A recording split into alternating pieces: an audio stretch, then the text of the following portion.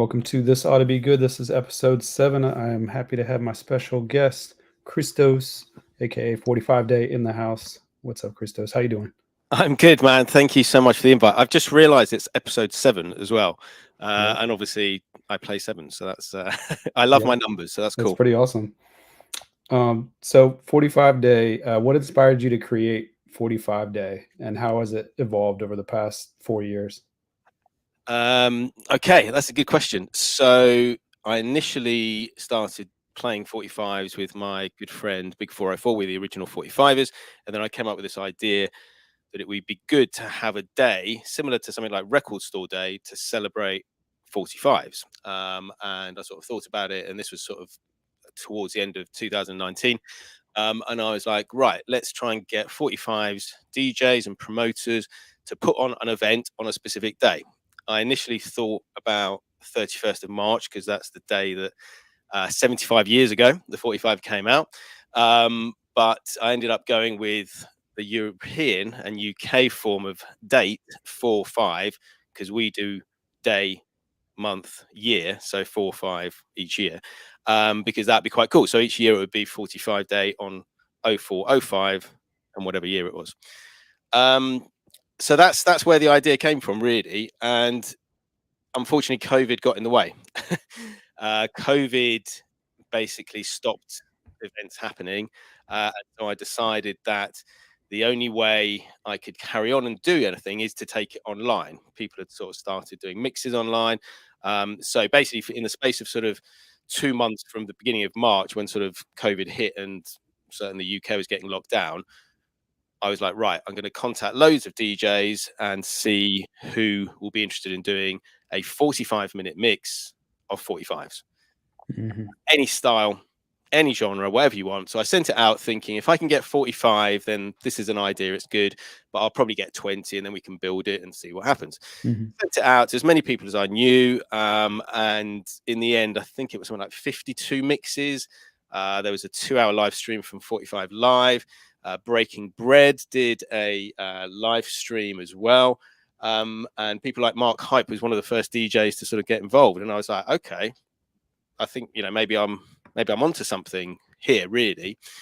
And then it all sort of, then it's all sort of built from there, really. I don't know do you want me to carry on or? Yeah. I'd love to hear more about it. Shout out to Breaking Bread. Yeah. So the Sounds next like day, it kicked off really well. yeah. And they've supported every year, so the 5 years that it's been going, started. So the official one was 4th of May, 2020, which I was actually looking was the date I set up my Twitch channel, which is cool. And it's just sort of been a really interesting journey. I was like, right, what do I do next? I can't wait like a whole year till next 45 day. So I set up on Mixcloud the 45-day radio show. So I basically paid 45 minutes of 45s, whatever randomly that I'd picked up that week or whenever. And then I had a guest doing 45-minute exclusive mix, and also a written interview on the website. So you'd hear some new 45s, you'd hear a guest mix, and then obviously you can go and read about the DJ. So ended up doing 30 of those, ended up stopping. I wanted to get to 45, but just things sort of overtook. And then obviously Twitch took off, which obviously, we're all sort of here now. I started my own channel 4th of May 2020. So actually I had my channel before I was working for another channel, 45 Kings, and I was sort of running most of the live streams there with the assistance of, the other co-founders. And we did lots of sort of country streams, lots of sort of 45 queens, lots of 45 kids, and sort of just built up quite a nice community there. And then we started having conversations with other DJs. Country like the location, not the music style, right? Yeah. Yeah, country. So we did organized one from Glasgow in Scotland. We did one from Norwich city in the UK, but we also did Germany. We did Australia, Russia, Romania. It was crazy. I probably missed some now. Australia, I've probably said.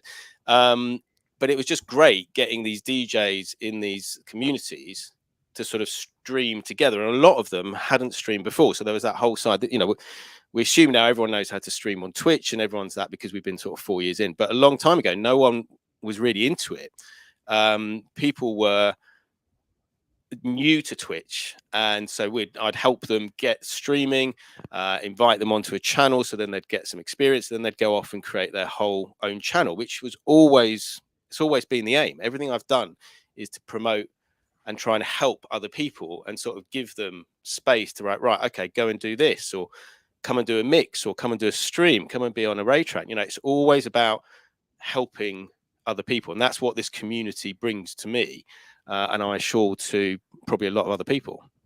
Well, kudos for that, because I mean, I reached out to a bunch of DJs when I was trying to get raid trains going, and it was a lot of learning curve, and it could get frustrating at times. You know, I mean, it's hard for me, you know, to learn it. You know, I learned a lot myself. Asked a lot of people. Appreciate your help, you know, with StreamYard and everything. So I know, you know, every time it was like, okay, here's how you do this, here's how you do that. And it feels like you're an unofficial Twitch employee or live stream employee, you know. I want to go back to like the 7-inch. So can you explain like the significance of like 7-inch vinyl records in DJ culture, and why you chose to like focus on them specifically? That's another good question. So before I sort of got heavily into 45s again, I was DJing with 2 other guys, Big 404 and also Toby Kenobi as the Jelly Funk All Stars, and we digital DJs, 3 of us, Tractor, lots of different styles, but obviously we'd sort of condense that into 2 or 3 hour sets.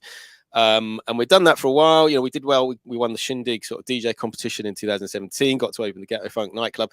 So that was all good. But then it got to the stage where I was getting a bit bored with digital DJing. So I ended up just playing the same sort of music all the time. So Big 404 got a gig in Hastings and played all 45s. He was like, I'm just going to take 45s and see what happens. And he was like, it was really good fun. We should do it together. So we did one of those together, and then we carried on doing them, and then we named ourselves the Original 45ers. We played at like, you know, festivals like Glastonbury, and we did our own events and art galleries and all sorts of things.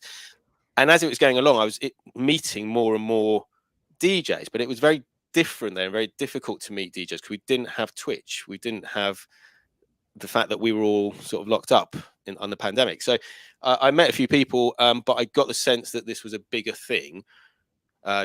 Joined a group, and again saw there's some enthusiasts, and then came up with the idea of doing 45Day. But it's just a really fun way of DJing. I love digital DJing because you can do, you know, loops and sort of cue points, and you know, you can make a completely different set. But with 45s, it's basically one song, and you've got the space of 3 or 4 minutes to get the next one to dig. And it's going back to the original reason most of us were DJs, digging for music.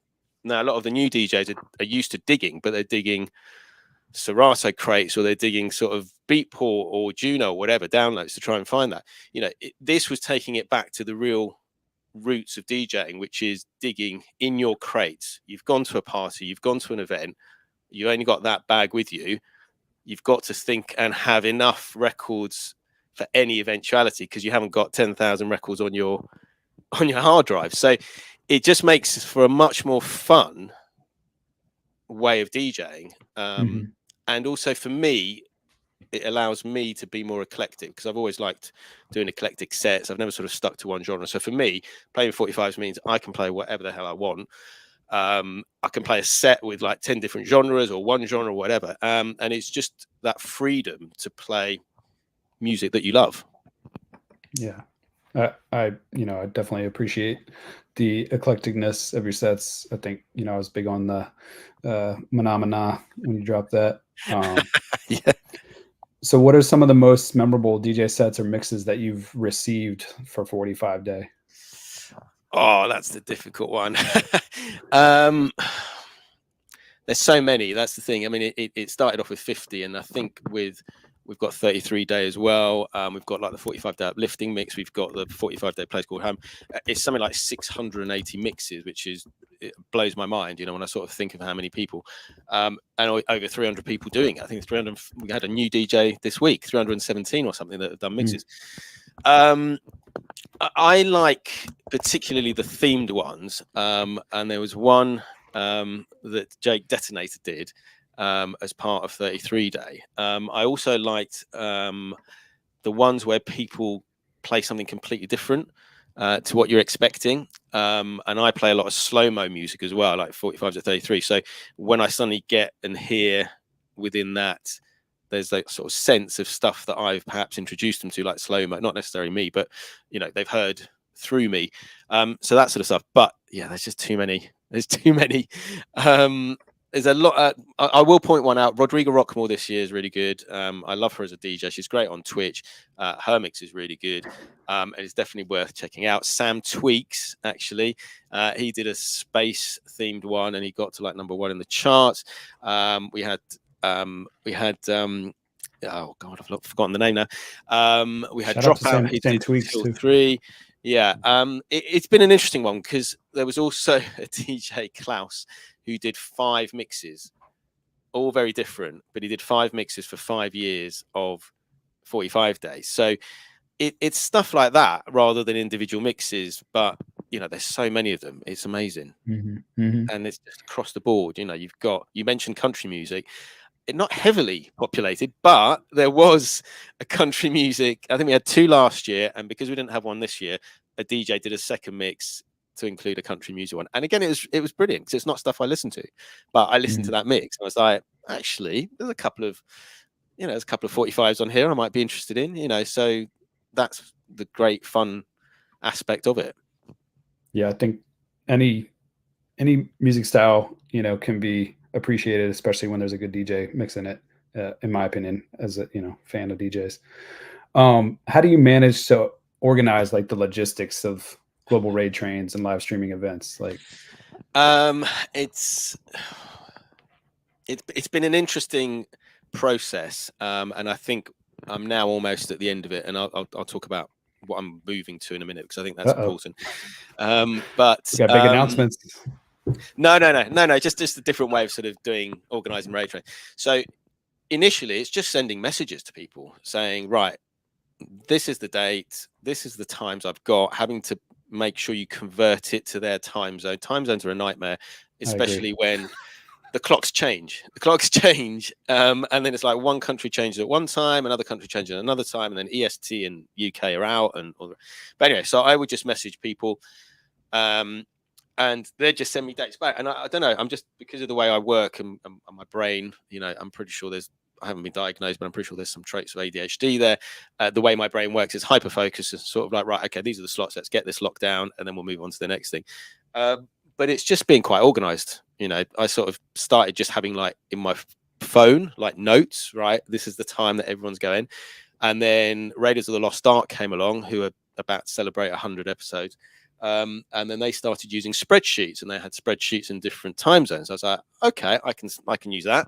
And so then I'm using that at the moment, and I've also given that to other people and said, this is how you do it. But now I'm hopefully going to be moving to Raid Power, which is a new process for making it a lot easier. You sort of give the dates and the times, and it sends it out to people, or you can send it out to people, and it's got the time zones in their slot, whatever slot they are, their time. So that should make it easier. And then obviously you've got the whole doing a flyer, making sure you've got all the spellings of the Twitch names right. That used to be a real nightmare.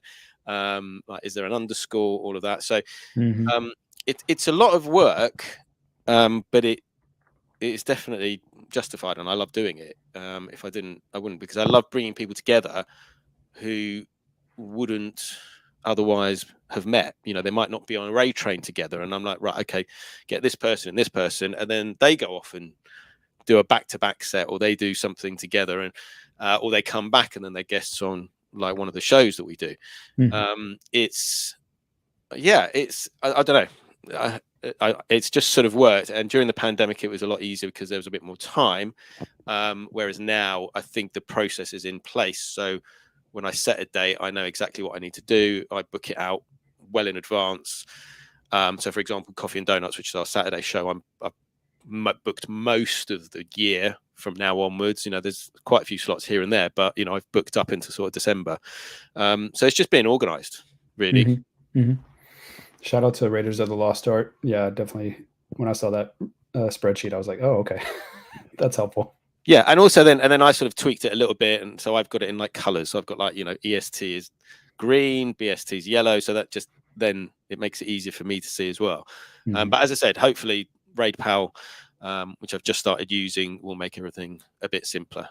I would say my undiagnosed is OCD, which also ties Yeah, in. that's the So collector. Yeah, collector of records. Yeah. can you discuss the importance of diversity and inclusion in the 45 day community? I think we were getting towards there, especially your focus on women and 45 kids. Yeah, it came about not enforced, but my reach at the very beginning of 45 Day was limited because there wasn't Twitch, and Twitch has been the main thing that sort of brought us together. And I reached out, and basically I think we had the 52 mixes, and I did an about me on my website, and I basically said, that's great, but where's the ladies at? Why haven't we got any mixes from any women? And then I got a message from DJ Honey, who said, oh, there is women DJs. I'm one of them. I can sort of let you should, almost like not try a bit harder, but if you reach a little bit, you can find them. And I was like, fantastic. And she was actually the first guest on my 45 Day radio show. So pretty much the first mix after 45 Day the first year was from her. And then it just reached out from there, and I was like, right, okay, there's more. She'd given me details of that, and I came up with the 45 Queens idea, not originally, but it's one that I was started using on this other channel. And then we're like, right, okay, so we're doing live streaming, we're doing mixes. Let's get as many women as possible involved as well, because there's always been in the music industry, in the DJ scene, it's always pivoted towards men. Mm-hmm. Yeah, I could say the same in the live Yeah. streams, like raid trains that I tried to put together. It definitely felt too like boys club. It's like, can we get some ladies in here at least? Like, yeah, and I try, yeah, and so from there, obviously we did live streams, and then since then I've always tried as hard as I can to get women involved. And for example, Coffee and Donuts at the moment, I think we've got to say where there's at least one woman each episode. I'd love more, but there isn't that many streaming. And obviously, even when we do the sort of International Women's Day, which is very important, and we organise like a 12-hour coffee and donut, we basically handed the show over and was like, there you go, right, stream on your own channels. You're not sort of streaming on anyone else's channel. You're standing on your own.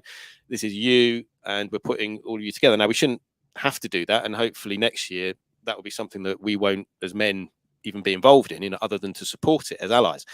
But it's going to build somewhere, and we've got to support everyone, men and women, because we're all humans at the end of the day. We're all connected by music and record collecting and DJing, so let's support each other regardless of gender. And then let me just get some water, and then I'll talk about the kids. Yeah. And then the interesting thing with the kids was that my daughter saw another kid in the background of a DJ set, and was like, oh, we should do like kids streaming records. She'd sort of had a bit of a play, not really seriously, but she could sort of put a record on and do that. I was like, okay, fine. So I reached out. I'd seen some parents and I'd seen kids in the background, like maybe on Instagram or sort of on the decks and stuff. So I reached out, and then we started this. And then it's just really progressed. And the first one I think was October 21. So we're almost coming up to 3 years. I think that's about right. Maybe 22, but October 21. And they've done like Halloween specials. They've done like Christmas specials. They've done specials for my daughter's birthday. And it's been amazing to see the confidence grow as these kids are getting older with DJing. And I think they also get the sense of community, because a lot of them watch Twitch or watch their parents on Twitch. They see the community. They see how we talk to the people who are watching us, our family, effectively. And it's quite a positive place. And that's why we try and make it as inclusive as possible, but also a safer space as possible for people to come and hang out and listen to music and chat.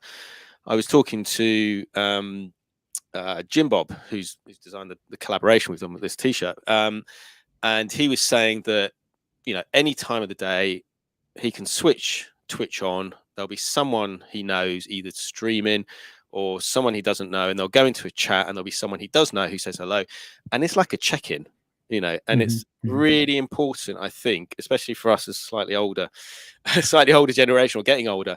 It's important to have that ability to be able to connect with other people, albeit not in real life. It's great to be able to connect online, which then interestingly leads to live events, which is another thing obviously we can start talking about if we get there, which is sort of some of the live events we've been doing. But yeah, I think that sort of answers your question, maybe. Yeah, for sure. I appreciate it. What was the inspiration behind the 45-day uplifting mix project, and how has it impacted your community? Another great question. So we'll go back a little bit. Probably, I can't remember exactly when, but I think it was March 22 that we started Part of My Journey, which was my mental health talk show. And that was inspired by Double P coming and sending me a message, which came from his son, Minimal P, who's one of our 45 kids. And it basically said along the lines of, thank you, Criztoz and Fat Wax, for helping my dad stream and get through his depression. And that just hit me. And I was like, wow, that is really something. We're doing something here. You know, we're not just sort of playing records and messing about. You know, it's actually having some sort of impact on another person. So I messaged him and I said, you know, would you like to be on a show? I'd been watching Dusty Donuts, Wax on Wednesdays, and they had people like Mark Hype, Robert Smith, Jim Sharp, NMX, interviewing quite high profile in the sort of hip hop and DJ scene. And I was watching that and I was like, we could do something like that. You know, I've seen how they do it using StreamYard, which is what we're using. And obviously we had a conversation about me sort of giving you some advice about it. Yeah, appreciate that. And I was like, yeah, we could do that. So I spoke to him and he said, you know, do you want to talk about it? And he said, yeah, of course. And I said, do you think anyone else would? And he said, oh, I think my mate John Musto, one of the other DJs, Mr. Musto, would be interested. And I was great. We did a show, you know. I can't believe how long ago it was. I'm watching it back. It was a good show, but it's a little bit cringeworthy because it's like my first show I've ever done live, and you're sort of feeling your way through. But during that, both of them opened up, and especially Double P, and talked a lot about what had gone on. And at the end, I was like, has anyone got any questions? And we had Mark Lancaster, and he said, yeah, what 45s lift your spirits? So the guests and I said, these are the 45s that lift my spirits. And then after that, I said to all of my guests, I said, right, we're going to do this thing. You pick 3 45s that lift your spirits and you talk about them on the show. And then we also had this other thing, which is more of a joke, where there was a joke that Danny Bounce made about Nice, or it might not make any sense to you. There's these biscuits that are spelled Nice and can be pronounced nice or Nice if it's like a French version. And he put that in text, and we just had a joke about that. So then I get my guest to bring some sort of confectionery or something on their show, to like retro confectionery, retro sweets or something, just to again have a little bright moment at the end. But from that idea of having the 3 45s, a little while later, I was like, well, I need to have some other sort of mix going on, because, you know, if I meet and get in touch with DJs, which I was constantly, you know, I don't want to say to them, I'll come back to you in March next year with a mix. I wanted to say, look, you know, 45 days happening on the 4th of May next year. Here is another mix opportunity if you want to do it. And so I was like, you know, why not 45 minutes of 45s that lift your spirits? Because for each of those DJs, that 45 minutes that they're listening to those songs uplifts them. So without me even really doing anything, just putting a little seed and saying, right, go and record a mix. For that 45 minutes, it takes them away from anything else that's going on. And they're hopefully having a good time, and it's helping their mental health because they're recording music that lifts their spirits, and they specifically thought of those songs and made those connections. So yeah, that's where we got to that. And that's awesome. So we've had the latest one this week. DJ Marvin O dropped one like 2 days ago. And it's great to be able to say to DJs, right, here you go. And I've got there's another project, which is the place called Home project. But yeah, that's for another day. Is it? I never stop. We got time. We want to hear it all. Shout out to Double P and everybody else in the chat. This Twitch slaps. Dreddy. Shout out to Dreddy. Yeah, shout out everyone. I can't see. Let me get DJ Funklore. I can see the chat. Funk Shop. Yeah, I got Double P. I can see Dreddy. Yeah. Smile. Funklore, Twitch, Salma Mattis, Staffy Smile. Yeah. Shout out to everybody checking in. Hello, everyone. Thank you for joining. Thank you. How do you think playing 45-minute sets of 45s challenges and benefits DJs like creatively?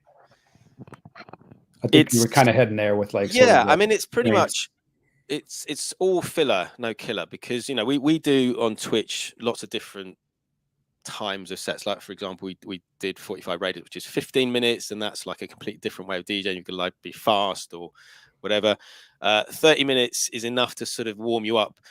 An hour's possibly a little bit more. So I think 45 minutes is a really good time because it's not too short, it's not too long, gives you time to experiment, come in and out, and do whatever you want. But I think it is all killer, all filler. Sorry, all filler. Oh, I can't get it right. Let me try again. All killer, no filler. Because depending how you DJ, like Sam Twigs probably will get through about 20-ish, maybe 45s. I'll get through maybe 14, 15 maybe, and then other people might just get through 12 or 13. So they've got to be good records, because you've only got, it's almost like you've only got one chance at this, right? You've only got one chance to submit this mix or record this mix. They've all got to be good records. And because you've only got 45 minutes, you haven't got any time to sort of choose like a B-roll record, if that, you know, I'm not going to say B-side, because sometimes the B-side is the better record. But it's, yeah, it just makes you focus. And again, it's similar to what I was saying about the mental health aspect. You know, you're in the zone, and we talk about it a lot on my streams. When I'm streaming, it's a bit like music therapy.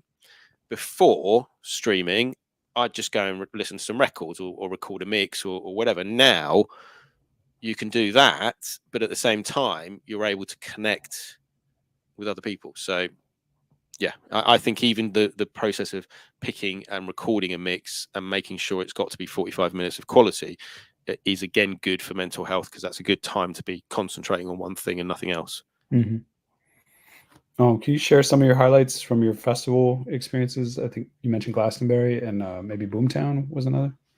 Yeah. It's we had, I mean, it's been bonkers, you know, that I've even gone to any of those events. So as far as Glastonbury, I used to work at a crew bar. Effectively, I was a DJ and also sort of looking after the stage and the sound for one of the crew bars in the sort of unfair ground area of Glastonbury. So the first year I did that. Then unfortunately, obviously, there was COVID got in the middle, so I probably missed a couple of years that I could have been going. And then again got booked to do this again, and the guy was like, you know, do you know anyone else? Because we're down one. So I said, right, Sam Tweaks. You know, he's reliable, he's professional, he's an amazing DJ. So yeah, me and Sam went to Glastonbury 2022, and we played at that bar. We played at the Rum and Firkin. We hung out with like Shaka Loves You. We were backstage with sort of Craig Charles and stuff like that. But yeah, festivals are very interesting places, and you have to have the right vibe. But yeah, Glastonbury is just this crazy 100 festivals in one, and it's more of an exploration. You know, you're just going around and seeing places, and to actually be able to play was just amazing. One of my best experiences was playing the time before with Big 404 as the original 45s. We were in the Rum and Firkin, which is like one of the public bars, and it's like a big circus tent, probably about 200-300 people there. And he's dropping you know, I love rock and roll, and we've got people up on the table sort of jumping up and down, going crazy for this sort of music. So yeah, that's an amazing highlight. Boomtown is a completely different thing. You know, I was DJing, I got in because some of the stuff I've done because of the crew bar is sort of artist bar stuff. So I was playing at the artist bar, and then one of the other bars, which is one of the sort of superior glamping sort of tents and stuff like that. So those sort of gigs are good, but they're just sort of people sort of hanging out, and you know, you're not sort of really DJing to a dance floor for those. But the fact is, Boomtown was absolutely amazing. It was such an experience because you're in this sort of bowl in Winchester, which is only like 2 hours away from me, and they've built practically a whole city with, you know, if you think of like film frontages, you know, when they do film sets and stuff like that, it's basically like that all over the place. And then you go in and there's like marquees inside, but they're all covered up. And completely amazing music, completely amazing visuals, lasers, bands. It's, yeah, Boomtown's probably my favorite festival like ever, you know. Nice. It's great. But yeah, it's been great to do that sort of live stuff as well. but also to be able to do slightly smaller stuff. So, for example, myself and Zizi, my daughter, have been DJing at Elderflower Fields Festival, which is close to us, which is in a place called Pippenford Park in Nutley. I've been doing it before and sort of since that, and she's been doing it, I think, the last 3 years.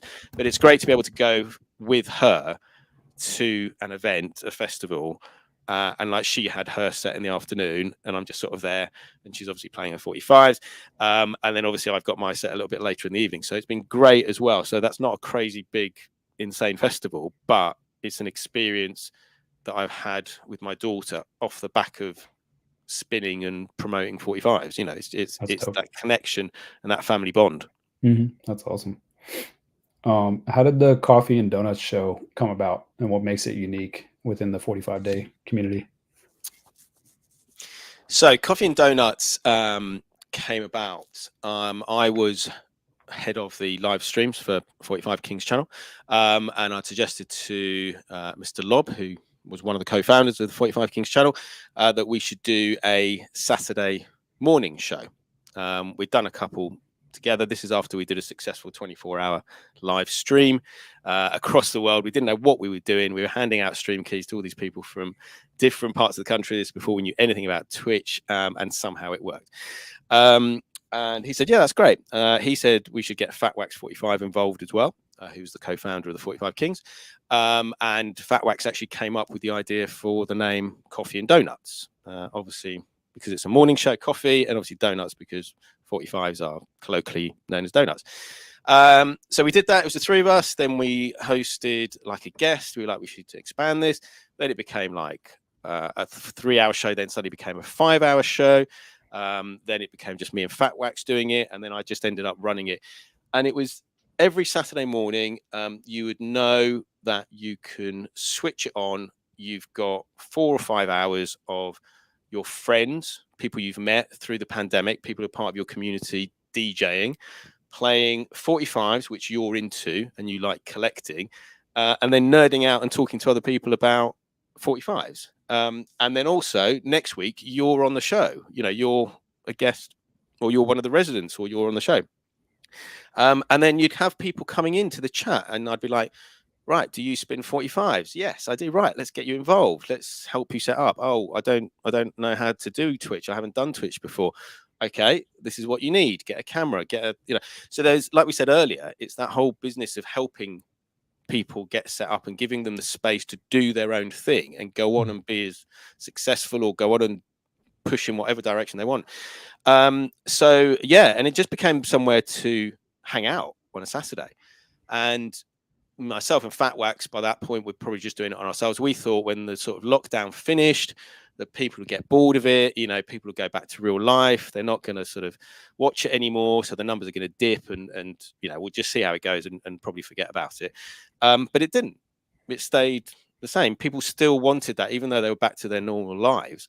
They still wanted to be able to, on a Saturday morning, whilst they're having their breakfast, while they're doing the chores, while they're going shopping or whatever, to be able to listen to music and be in a space where they feel comfortable and hang out with other like-minded people. We talk a lot about it on a lot of the mental health shows about how it's finding your people, it's finding your tribe, and it's finding people who are basically you. They're basically exactly you. You know, what's the most important thing in your life? 45s. You know, what do you like doing? Going to record shops and buying records, you know.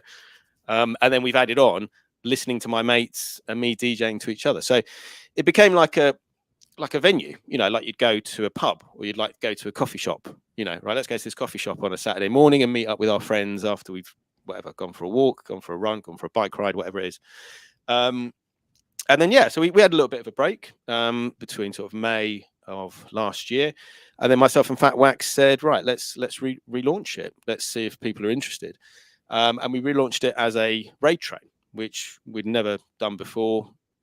You know, wasn't something that the person wanted us to do. So again, giving each person that ownership of their channel, that to do their own thing, and to be able to promote themselves. And it's been crazy. You know, we started on show 133.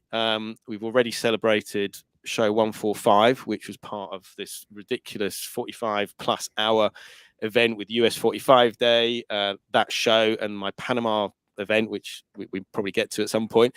And then we've celebrated 150, and we've done 155 shows, and it's still amazing that I'm still meeting DJs all the time and still involving them. And, you know, starting now, I've got, right, let's have some monthly residencies. So we've got people like Butchie B, we've got Ouija, we've got like people like Constance K and Cut Class. We've got husband and wife DJing together, as we have Fat Wax and his wife Tea Cake, you know, again, husband and wife, and their kids DJing. And then we've got, for example, today we're watching Constance K play after Cut Class, and they bring in their Teddy, who's one of the newest kids, who's going to be part of the 45 kids, into the show. So it's like hanging out with your friends online while they play music to you, while you're chatting to your other friends. And you don't have to be there for the whole time. You can pop in for like 5 minutes, you can pop in for an hour, you can stick it on. And I think for most people, it's become their Saturday morning background. You know, you've got it on, you know, and that's what Twitch has become. For a lot of people, I didn't really listen to the radio before, but I've now got Twitch on pretty much all the time. And when I can, I'm sort of in and out lurking and sort of, you know, getting involved or being on Ray Train. But yeah, Coffee and Donuts is just, I don't know, it's become a bit of an institution. And, you know, it's won, you know, it's the 45 Day Awards, but it's won best sort of 45 Ray Train 2 years running. So people are obviously enjoying it. The numbers seem to be getting better, which is great, because there's a lot of competition and a lot of people on Twitch now and a lot of streamers. But yeah, and it's just seeing where we can take it. I've got a few ideas of how we're going to promote it going forwards, but hopefully we can get more people, not necessarily just the 45s community, people who aren't necessarily into 45s, or people who are not even into, you know, any particular type of music, but just sort of just coming in and hanging out because it's a cool space to be.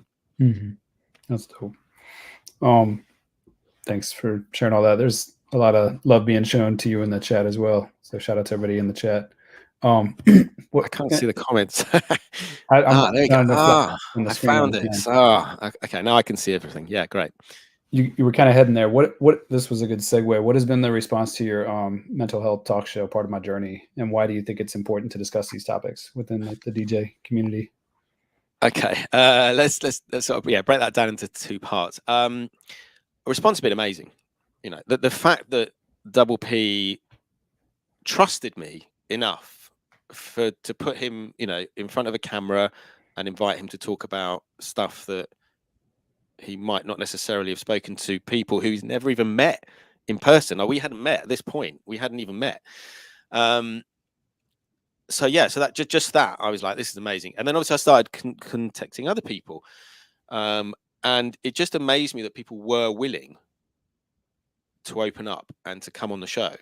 You know, one of the most memorable shows I've got is with Funky Flavors. He was coming on the show. The show was going to air on the Monday, and I think it was the Saturday or possibly even the Sunday. You know, he's like, look, my dad's died. You know, it's all a bit, you know, difficult. And I was like, okay, look, absolutely fine. Let's take a rain check. Let's sort of postpone. Let's do whatever. He's like, no. Let's do it. You know, I definitely want to be on the show. And I was like, okay, fine. And I just messaged people in the community. I said, look, you know, his dad's just died. He's coming on the show. Come and, you know, let's see if we can support him. And people showed up. You know, back then, you know, talk shows are difficult to get people sort of interested in because people like to watch it back later, or you know, they're busy watching other streamers or whatever. But we had at that time like a good 40 people in the chat, and they're all there. They're all sending him so much love and so much support, and it was amazing. You know, the response to that was just, you know, again, it just blew me away, and I just couldn't believe that sort of stuff was happening.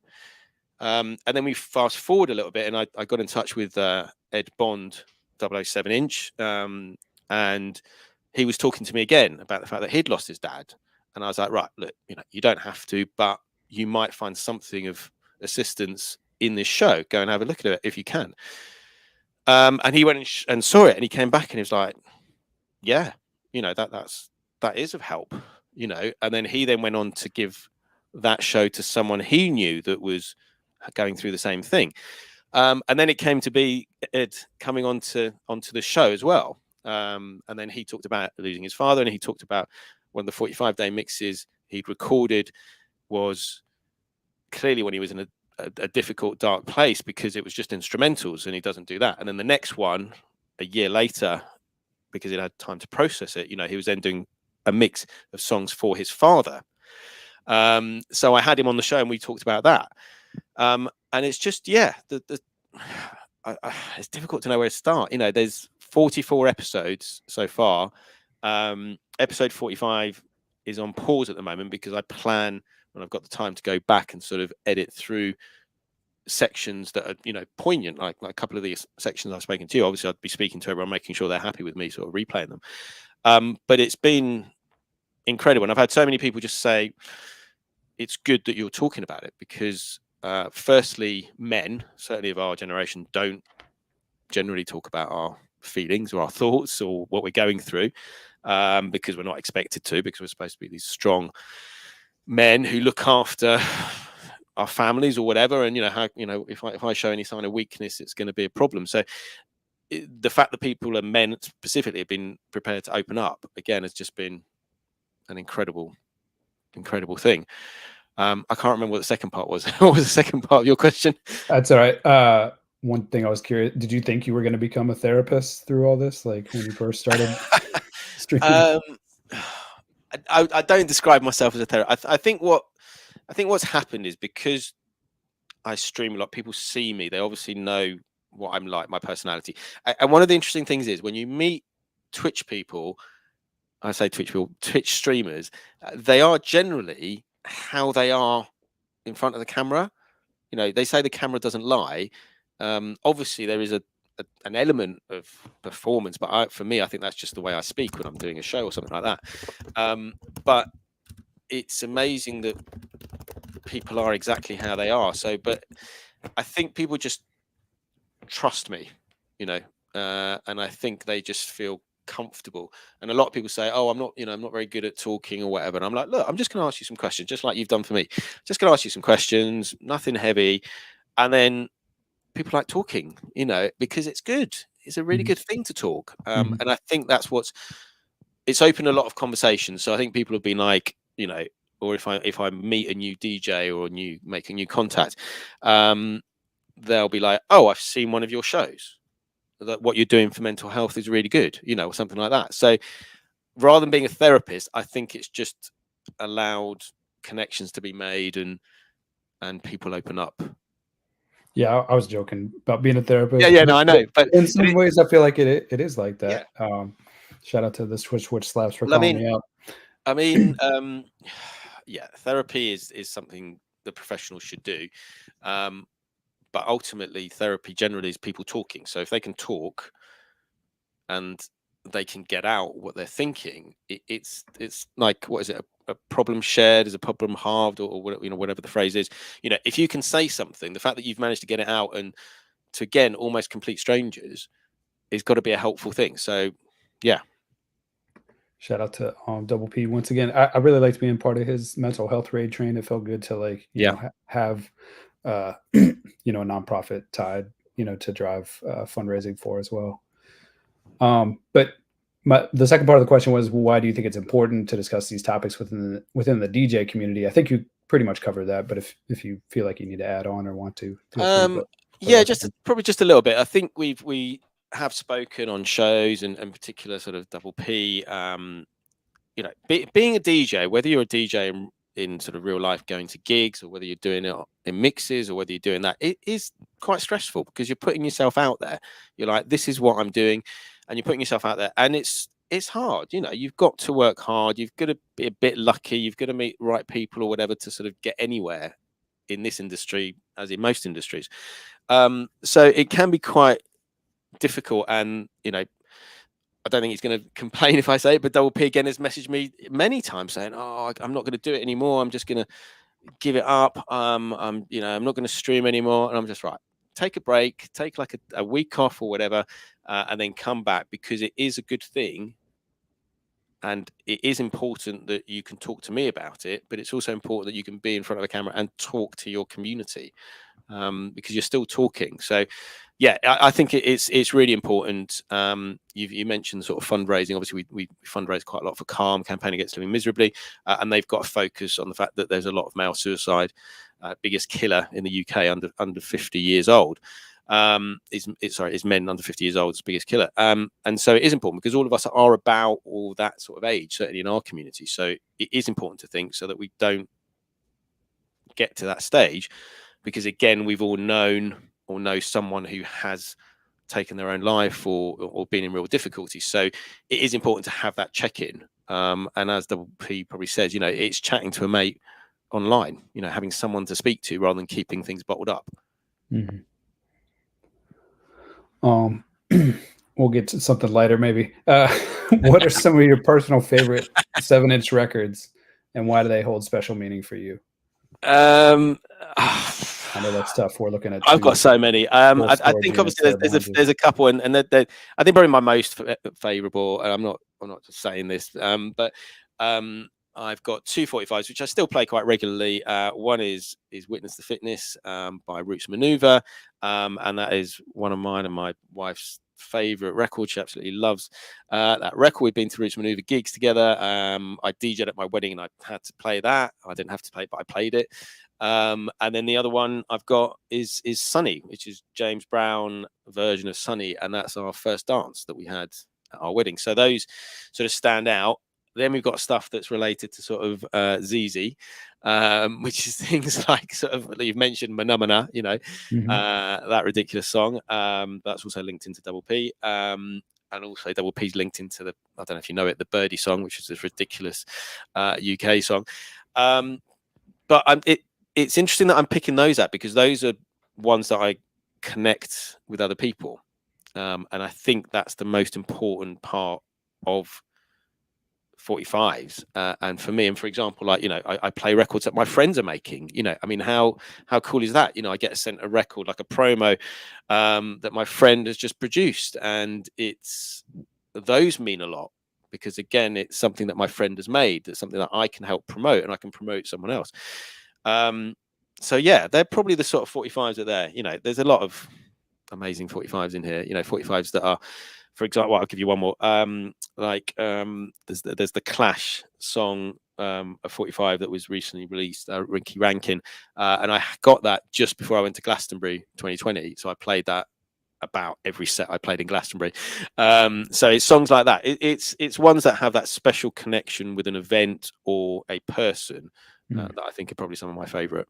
That's cool. And Sunny, that's a duet, right? It's James Brown. Yeah, Is it Marva or Lynn? Collins, I hate to say it, I can never remember. I don't know if it's D Felice, actually. It might be D Felice.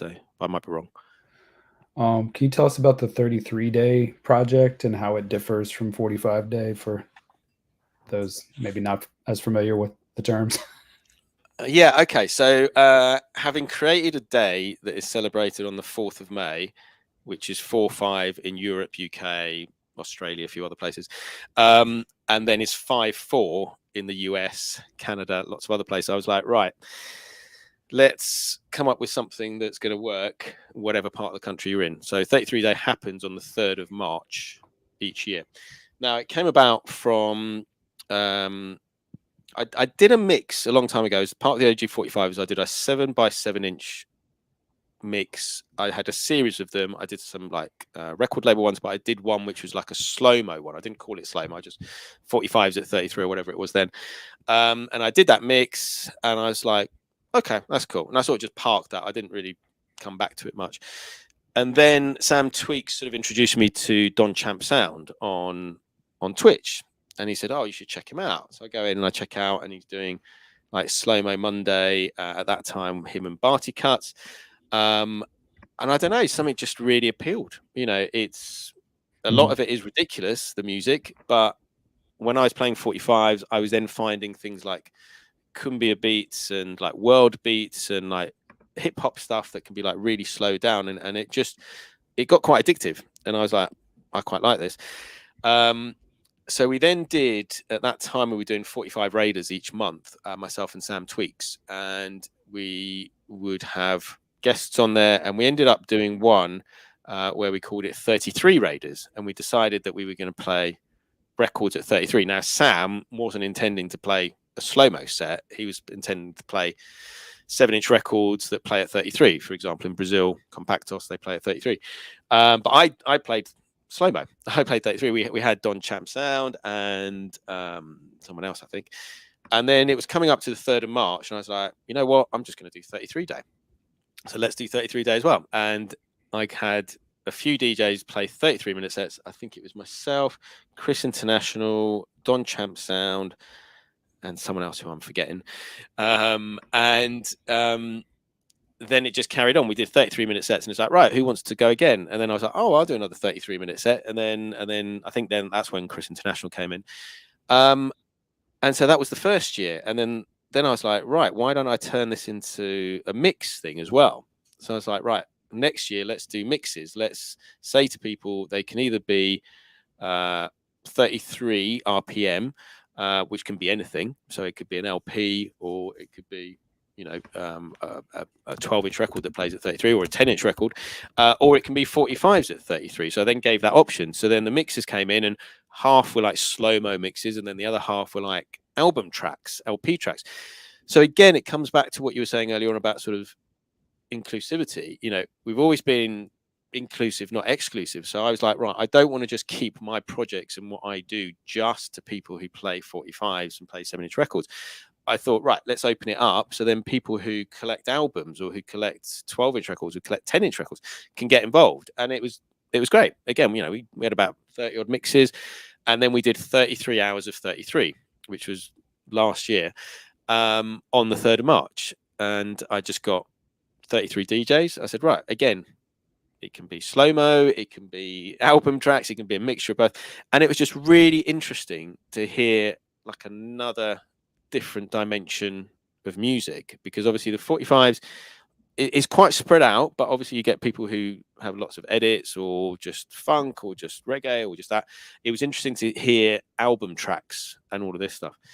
So then we did it again this year, and yeah, it's just, I think the live stream's been going well, and again we had about 30 mixes. You know, it's never going to be, I think, as big as 45Day, but that's not a problem, because it's like the sort of the other weirder place where you can play what you want at whatever speed you want, assume it's 33, to create something eclectic and something different.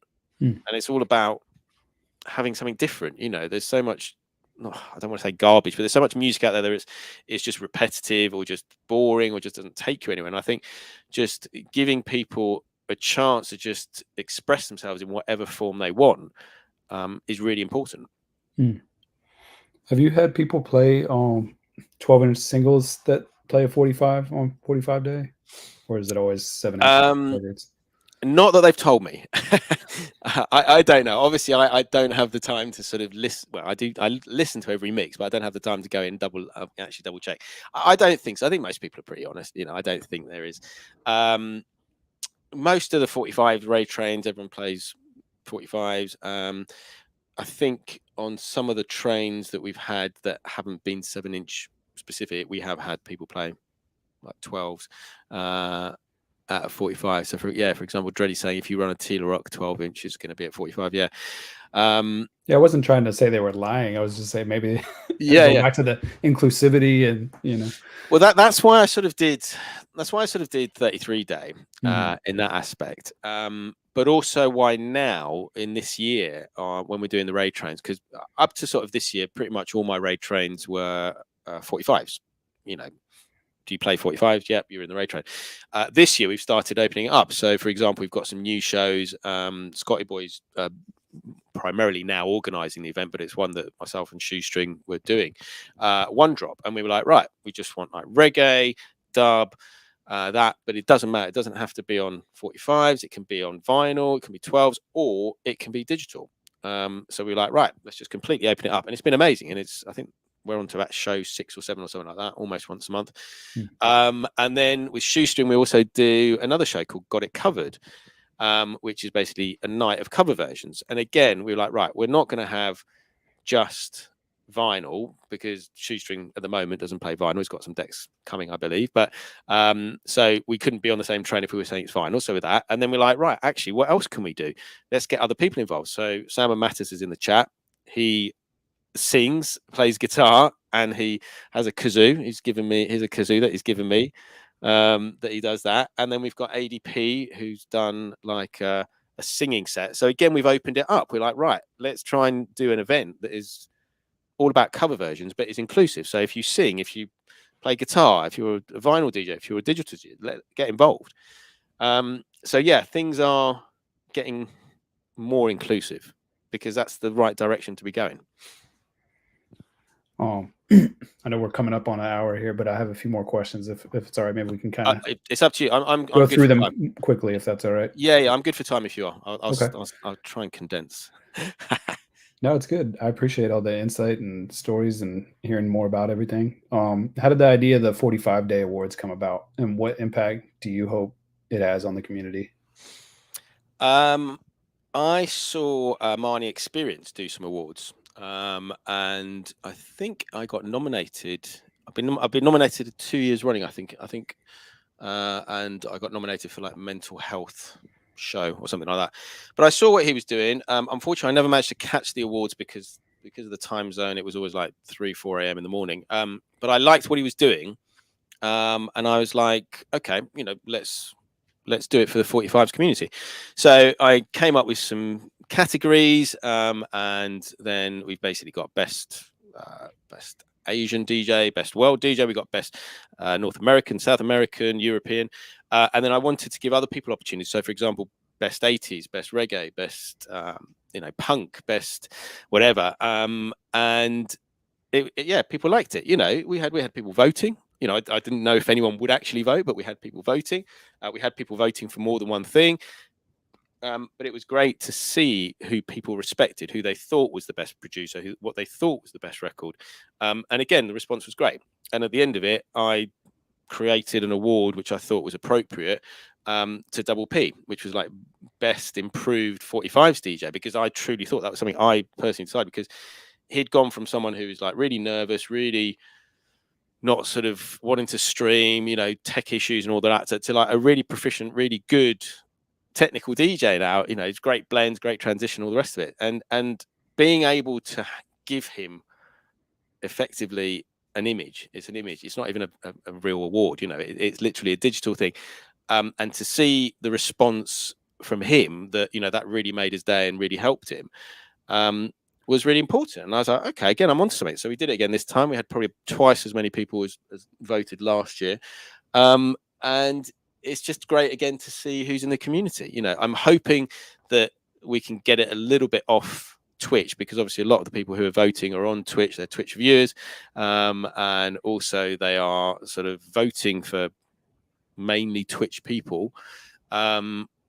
As 45-day grows, we're only year 5. I don't know many more years it's going to take, but as it grows, it would be nice to be able to have people voting and people winning who are not even on Twitch, who are like, in other countries that just put on great events, or they're a great DJ that you've never heard of before, So that's hopefully where it may go. I don't know. We're a few years off that, but that's hopefully where we go. I saw Arlo won one as well. He won one last year. He won best reggae DJ last year, and then this year he won best up and coming DJ. Yeah, follow Arlo if you're not already. I'm sure most of you are, but he's the future. Speaking of future, I think you were touching on it. What are some future plans for 45-day, and like what can your community look forward to? It's difficult because I've got a million and one ideas. It's just formulating them and then getting them into a format that I can sort of say to people. One of the things I can talk about, I think, is the collaborations. For year 5, we've collaborated with Always Balling Club to create this amazing T-shirt. You can only see the front at the moment, which is launched today. Collaborated. What's the back? The back. Okay, let me show you. Hold on. Dope. You can probably see most of that. So it's a 20th century sort of comic book ad spin on 45s, and it's like, make friends with these rock crowds, stuff like that. So yeah, that's cool. I got some artwork done by Jake Detonator, who's amazing. I mentioned it earlier, and he drew this brilliant stuff to show what 45Day is about. The bigger future plan is to try and get it again, like I said, off Twitch in a way. You know, Twitch has been an amazing way to sort of build it, and it's great that we can now take what we're doing on Twitch to the live environment. So, for example, we've done the We Love 45s events all around the UK last year. This year, I went out to Panama, and with Malong and the help of Camarita and El Cangrego Radio, we put on a 12-hour 45s event where we had like record sellers, we had DJs from all over Panama City, we had like a burger bar, we had a special beer brewed. You know, it was live streamed on Twitch. And it was just amazing to be in that environment, to think, right, this has all come from streaming on Twitch. So the bigger plan next year is to do some bigger events. Ideally, I'd like to have some sort of gathering where people come, they DJ. There's hopefully some talk show, panel stuff going on, some discussions about mental health, collaborators that we've done selling, for example, their T-shirts. We've got record sellers. Some of the events we've done are starting to involve other aspects. So, for example, with Panama one, that involved breakdancers, and there's some video clips which are about to sort of drop on IG when I get a moment. In the Cambridge one we did, we had a load of street artists who took skateboard each and created, using Poscas, a piece of art, which we had up as an art gallery. We had a big table in the middle where we had white paper, and the kids were like doodling with Poscas and creating and graph. We had skateboarders. It's bringing other communities together. That's I think the bigger plan. You know, we've created a community here. This is a brilliant community, 45Day. Let's see what other communities are out there that are linked, because a lot of these other organizations, for example, the skate thing, they have their own mental health charity, the Ben Raymer Foundation, because one of their skaters unfortunately took their own life. So again, mental health is something that's important with them, which again, we've got this straight connection straight away, because like, right, okay, we're talking about mental health in our group. We're open enough to talk about it. So let's connect with your community. So yeah, that's the sort of bigger picture, getting live events, which will also be streamed with lots of people involved, as many people as possible, building as big a community as we can of like-minded people to share a positive message, which I hope is what we're doing. How can people, this is my last question, how can people get involved with 45Day, and what opportunities are there for collaboration? Okay, collaboration is quite an easy one. Just message me. You know, if you've got any idea, message me. If it's something I think would work, I'll run with it. You know, so that's the way it's gone. As far as getting involved, so if you want to do a mix, if you're someone who records audio mixes, you can record a mix. At the moment, we've got 2 projects. We've got the 45-day uplifting mix, 45 minutes of 45s that lift the spirits, which we talked about earlier.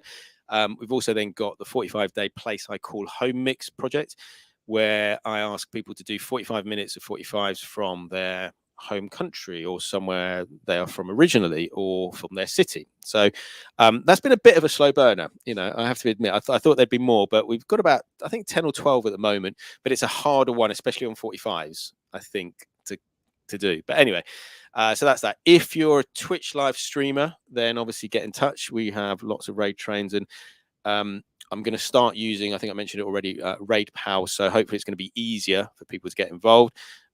People can just message me, not just yet, but in a few weeks' time. And then I'll be able to say, right, here's a link. Here's all the shows that I'm doing. Find a slot that works for you. Get yourself booked in. So hopefully more people will be able to get involved in that. In terms of live events, if you put on live events and want to sort of collaborate, then we can do that. You can come to one of our events. The next event we're having, a big event, is in Hamburg, which is the 12th to the 14th of July. We've got 3 days of filling the town with 30 international DJs, all talking about 45s, all heading to the same record shops. So it's going to be carnage, but it's a lot of fun. But yeah, if you're a DJ, want to get involved, then just let me know, and hopefully we'll have events going on around the country. So I'll be able to say to someone, right, you're in Scotland. Okay, we've got something going on in Glasgow next month. Get in touch with this guy who I'm collaborating with, see if you can get on the bill. So yeah, there's lots of ways. If you'd like to be a talk show, if you'd like to be a guest on my talk show, I'm not doing them as much as I was at the moment, just because I'm busy sort of preparing the new shows. But again, if you'd like to come on a show, like to talk about mental health, like to talk about DJ, like to talk about anything, then let me know, because we've had comedians, we've had street artists, we've had DJs, producers, record label owners, so anyone connected, get involved. Cool, man. I appreciate it. Thanks for your time, and thanks to everybody in the chat for checking in. Did you have anything else you want? I know you've talked a lot. No, just I think overall, just thank you. I say it a lot on my streams. Gratitude is really important, and if it wasn't for the people who initially did the mixes, if it wasn't people who then got in touch and wanted to be on the radio show, if it wasn't for the people who wanted to be on streams or invite me to be on their streams or come on the shows or be talk show guests, if it wasn't for all of these people, I wouldn't be in the position that I'm in. So I'm eternally grateful to anyone who spent any time being part of my journey, part of my life, anyone who's sort of sent me a message, anyone who's been on a show. Thank you to everyone, really, and thank you for having me on the show. It's a pleasure being interviewed. Thank you. No problem. Thanks for being here. We're gonna put on some music and raid out. Feel free to put whoever you want to raid out to in the chat. And thanks again, Criztoz. And be sure to, like I said, follow him on Twitch and Instagram. Reach out. Peace. Thanks, man. Take it easy.